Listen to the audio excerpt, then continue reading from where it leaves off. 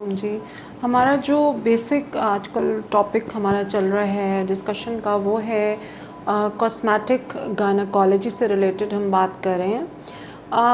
कल जो वीडियो हमने पोस्ट की उसके बाद बहुत सारे ये क्वेश्चंस आए कि डॉक्टर साहबा आप हमें ये बताएं कि जब डिलीवरी सी सेक्शन और सिजेरियंस के बाद जब हम अपने आप को छिले से फारिग हो रहे होते हैं तो हम अपनी बॉडी को देखती हैं ख़वातीन, तो पूरी बॉडी हमारी काली हुई हुई होती है, उस पर स्ट्रेच मार्क्स होते हैं, जगह जगह टमी के ऊपर आपको नज़र आ रहे होते हैं साइंस के, आपके फ़ैट के डिपॉज़िट्स होते हैं और एक ऐसी सूरत हाल बनी हुई होती है, चाहे सी सेक्शन है चाहे नॉर्मल डिलीवरी है, कि आप अपने आप को देख के ख़ुद रोज़ डिप्रेशन में जा रही होती हैं। तो इन दैट कंडीशन ख़वातीन का क्वेश्चन ये है कि हमें फिर क्या करना चाहिए। मतलब हमें ये समझ नहीं आती कि हम उस डिप्रेशन और उस टेंशन के माहौल में इस प्रोसेस को शुरू कहाँ से करें, where to start the process. यानी हमें नज़र भी नहीं कुछ आ रहा होता और लग ऐसे रहा होता है कि ये जो massive amount of 25 to 30 kg weight मैंने गेन किया है ड्यूरिंग द प्रेगनेंसी, और अब ये मेरे पूरे बॉडी की बैक पे ब्रा फैट की सूरत में, लव हैंडल्स की सूरत में, इसके अलावा जो बॉडी की अपनी पूरी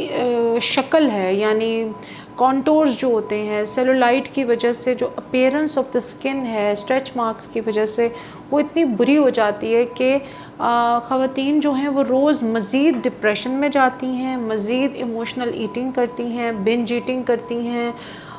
they try to divert their attention from the main problem,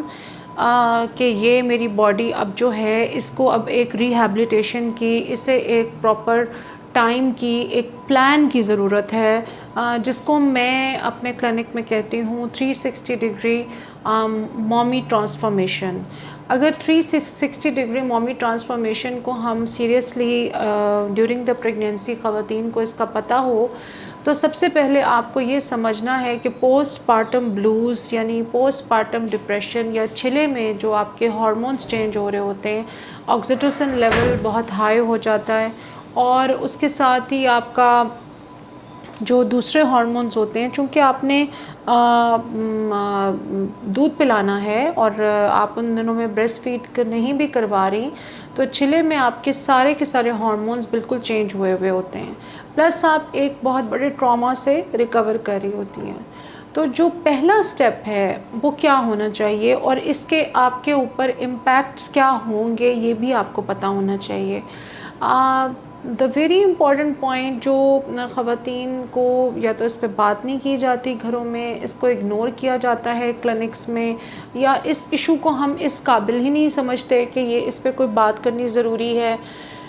कि हाँ जब आप इतना ज़्यादा वेट गेन कर लेती हैं, जब आप अपने आप को ख़ुद अच्छी नहीं लग रही होती, तो फिर आपका जो आपके हस्बैंड से रिलेशनशिप है वो भी ख़राब होना शुरू हो जाता है। बिकॉज़ आप हर वक्त एक तो हार्मोन्स की वजह से आप चिड़चिड़ी होती हैं, फिर आपकी बॉडी ट्रॉमा में होती है,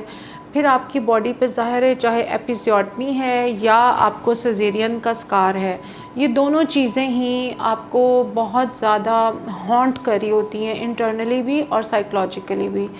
फिर आपने अगर कहीं जाना है, कोई कपड़े पहनने हैं, सोशलाइज़ करना है, किसी इवेंट पे जाना है, तो वो सारे के सारे जो आपके इश्यूज़ होते हैं वो बिल्कुल मिसहैंडल्ड होते हैं, क्योंकि आप आइसोलेट होना चाहती हैं, आप फंक्शंस पे जाना नहीं चाह रही, कपड़े आपके नाप के मिल नहीं रहे, किसी चीज़ में आप अच्छी नहीं लग रही, माँ बनने की खुशी अपनी जगह है, लेकिन ये एक एडेड ऑन डिप्रेशन है जिसकी वजह से, और इसमें आपका कोई साथी नहीं है, ये सफ़र औरत का बिल्कुल तन्हा और अकेला होता है। और इसको समझने के लिए भी आपके साथ कोई होता भी है तो कुछ लकी ख़वातीन होती हैं जिनकी कोई एक दो फ्रेंड्स होती हैं जो उनकी हेल्प कर रही होती हैं, उनको वेंटिलेट करने में हेल्प करती हैं, उनको मोटिवेट करती हैं और उनको ये कहती हैं कि यार तुम्हें कहीं से तो शुरू करना है, तो व्हाई नॉट आप इसके बारे में सोचें। तो अब सवाल ये पैदा होता है कि सबसे पहले आपको ये अंडरस्टैंड करना है कि आप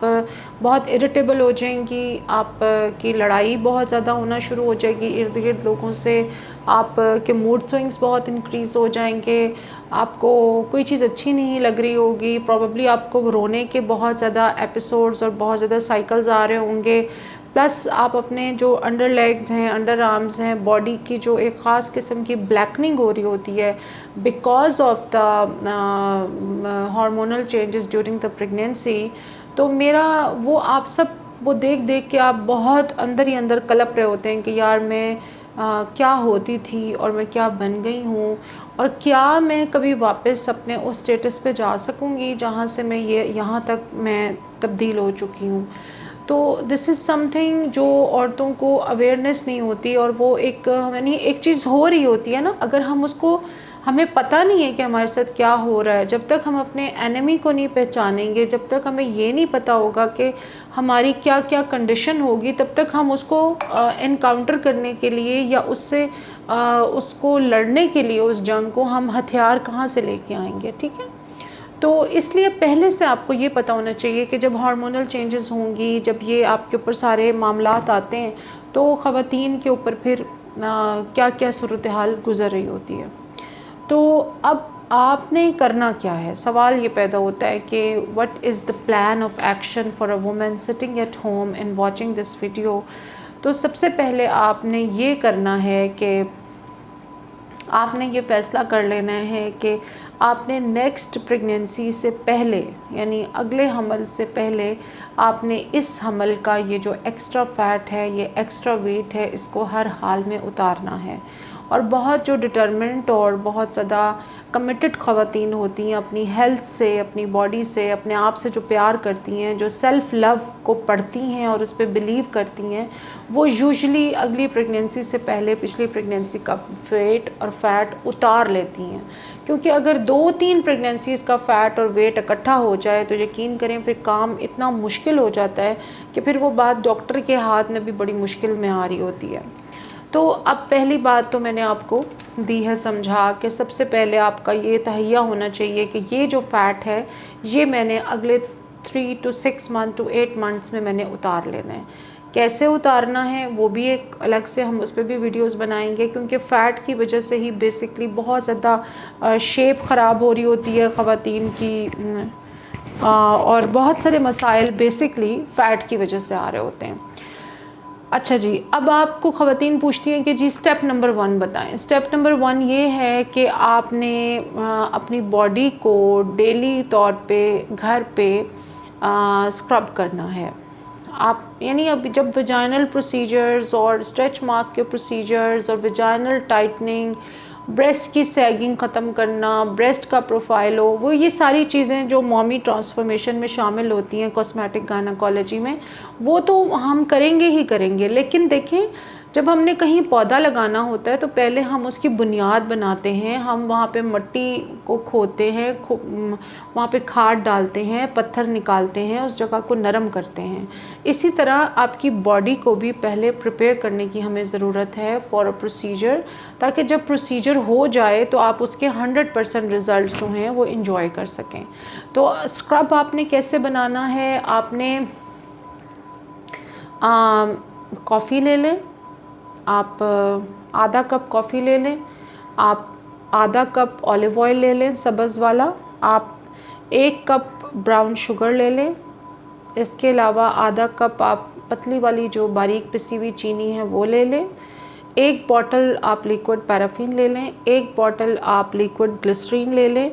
और इसके अलावा आप इसके अंदर इन सब चीज़ों को मिक्स करें। अगर आपको लगे कि ये एक थिक किस्म का मिक्सचर बन गया है और आपको इसकी कंसिस्टेंसी जो है वो बहुत हार्ड लग रही है, तो आप इसमें जब आप शावर लेने जाएं तो आप इसको अपने शीशे के प्याले में डाल के ढाँप के फ्रिज में रखना है, बाहर नहीं रखना है। जब आप नहाने जाएंगी आप इसमें से एक बोल जो है वो निकाल लेंगी और वो आप अपने साथ वॉशरूम में लेके जाएंगी। वॉशरूम में शावर लेने के बाद आप ग्लव्स पहन लीजिए, स्कॉच ब्राइट के जो बर्तन और कपड़े धोने वाले ग्लव्स होते हैं वो पहन के आपने इस स्क्रब को अपने हाथ पे लेना है, और इसके ऊपर थोड़ी सी अगर आपको लगता है कि बहुत हार्ड हो गया है तो आप इसके अंदर थोड़ा सा ऑलिव ऑयल और ऐड कर लीजिए, और फिर आपने इससे फुल बॉडी स्क्रबिंग करनी है। हफ्ते में 2 से 3 दफ़ा आपने ये काम मस्ट करना है। आ जाएं बेटा जी। अच्छा, तो ये आपने यहाँ से स्टार्ट करना है। नंबर 2 आपने पानी का इंटेक बहुत ज़्यादा करना है। नंबर 3 आपने बेल्ट ज़रूर पहननी है। शायान की बात सुने, कहें कि मैं कॉल करती हूँ। और नंबर 5 आपने जब आप छिले से फ़ारिग हो जाएं तो आपने 15 दिन के अंदर एक दफ़ा अपनी बॉडी को बॉडी पॉलिशर और स्क्रब से प्रॉपर घर में साफ़ करना है। इसका भी मैं आपको तरीका बताऊंगी। और नंबर 5 स्क्रबिंग जब आप किसी चीज़ की कर रहे होते हैं तो आपको ये पता होना चाहिए कि आपने पहले स्किन को हाइड्रेट करना है, मॉइस्चराइज़ करना है। आप बच्चे को संभाल रही हैं, उसकी जहाँ आपने इतने लोशन, क्रीम, कपड़े इतना कुछ ख़रीदा है, तो आप अपने लिए भी 2-3 बॉडी बाम्स या 2-3 अच्छे बॉडी लोशंस लें, जिनके अंदर अच्छी अमाउंट के अंदर जैसे बहुत सारे अच्छे ब्रांड्स के लोशंस हैं, वो आप सुबह शाम लगाएं अपनी पूरी बॉडी पे। और शावर रेगुलर लें। आपको चाहे स्किन बहुत डैमेज्ड और ख़राब लग रही है, कोई मसला नहीं है, आप उसके ऊपर प्रॉपर लोशन लगाएं। अंडर लेग्स, अंडर आर्म्स के ऊपर वेज़लिन लगाएं। जहाँ जहाँ आपको लगता है कि मेरे ज़्यादा निशान हैं, वहाँ पे आप रात को वेज़लिन लगा के भी सोएं। और फिर आप स्क्रबिंग शुरू करें आहिस्ता आहिस्ता, हफ्ते में 2 से 3 दफ़ा। ये स्क्रबिंग आपने 8 मिनट तक करनी है, टांगों की, अंडर लेग्स की, अंडर आर्म्स की, बैक की और नेक की, आर्म्स की और हाथों पैरों की। इसके बाद हिप्स की भी करें। हिप्स के ऊपर जहाँ तक आपका हाथ जाता है, एक बैक ब्रश आता है, बैक ब्रश के ऊपर लगा के करें। अपने आप को, अपनी स्किन को परफेक्ट आपने करना है। इसका प्रोसेस छिले से ही शुरू हो जाता है। कोशिश करें चौर का यूज़ करें, 4 अरक मिले हुए होते हैं, उनको पिएं। और बहुत ज़्यादा पिज़्ज़ा और जंक वगैरह अवॉइड करें। घर का जो देसी गोश्त है उसकी यखनी बना के, और जौ के आटे की रोटी, थोड़ी से नट्स, ड्राई फ्रूट लें, देसी घी लें, फ्रूट्स खाएं, अच्छी डाइट रखें अपनी 3 मंथ्स। लेकिन अपनी स्किन और बॉडी को आपने ये 3 मंथ्स प्रॉपरली नरिश करना है, मॉइस्चराइज़ करना है। और साथ आपने स्क्रबिंग करनी है हफ्ते में 2 से 3 दफ़ा। स्क्रबिंग के बाद फिर आपने उसको मॉइस्चराइज़ करना है रात को सोने से पहले, बिकॉज अब आप एक प्लान पे हैं, आप हैप हैज़र्ड इधर से उधर नहीं भाग रही हैं।